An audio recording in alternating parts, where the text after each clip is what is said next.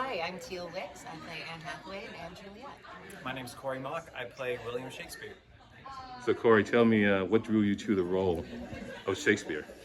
What drew me to the role? I think the fact that it was just really, really funny, and it let me kind of be my clown self. That I haven't really gotten to do that on stage in a really long time, and I think that was the main thing that drew me to the show and to the role itself. It's just a lot of fun.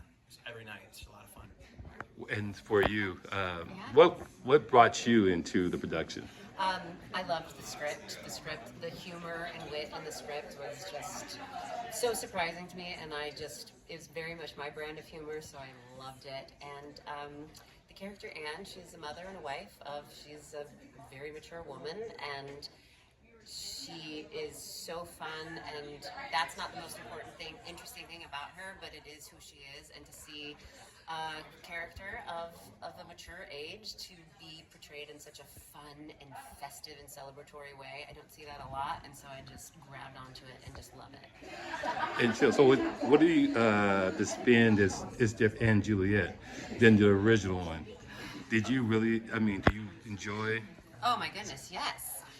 This Anne Juliet is basically Romeo and Juliet if Juliet lives and decides to continue her life and go on an adventure and have a second chance at life. And it's a celebration of life and love and discovering who you are and what you want in your life. And all the characters in our show have that journey, no matter their age or what their story is. It's just, it is a celebration of life and love, and it's a good time.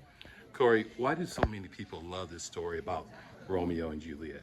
Why do so many people love Romeo and Juliet? I think it's just a classic story of two people who were told they can't be together and somehow find a way to be together. I mean, there are so many, aspects of culture and of art in the past 400 years that has been based off of this very simple story. It's universal. I think that's why so many people love Romeo and Juliet.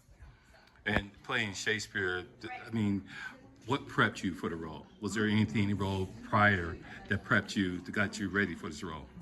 I guess maybe. About 7 years ago, I was in a production of Midsummer Night's Dream, so I have some Shakespeare background. Okay. From an acting perspective. But I tried to kind of learn a bit about Shakespeare himself, because I am playing him, so watched some movies and read some books, but there really wasn't a lot to learn.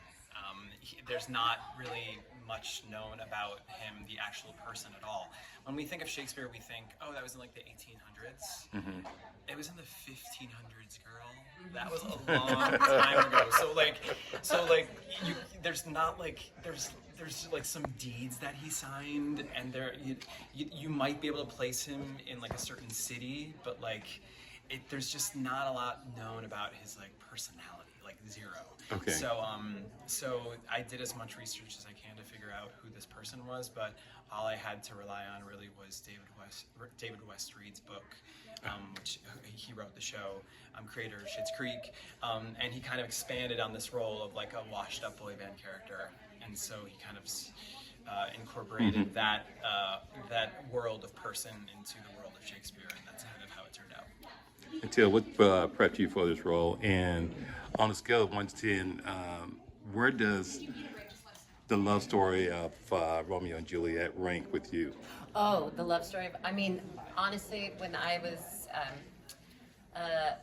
Baz Luhrmann's Romeo and Juliet was very pivotal in my young life. So I was a very angsty teen, and I love tragic love stories. So that was big in my world.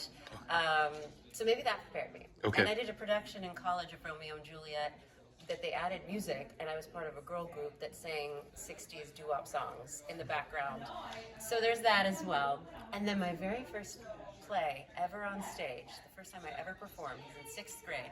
I played Calpurnia in Julius Caesar. Wow. So Shakespeare's in my blood. What can I say?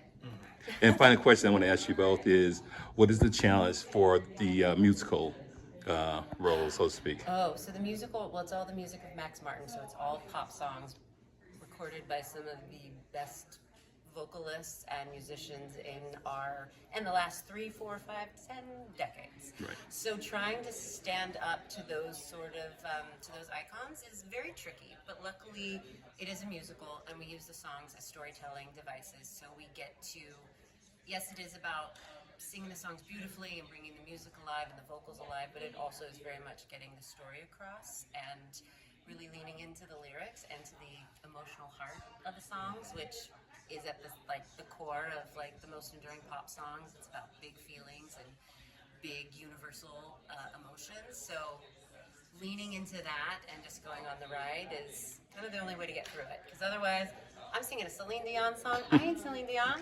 but I understand what she's feeling when she sings a song. So that's all I can do. How about you, Corey? That's what she said. Thank you both. I appreciate your time. Thank you.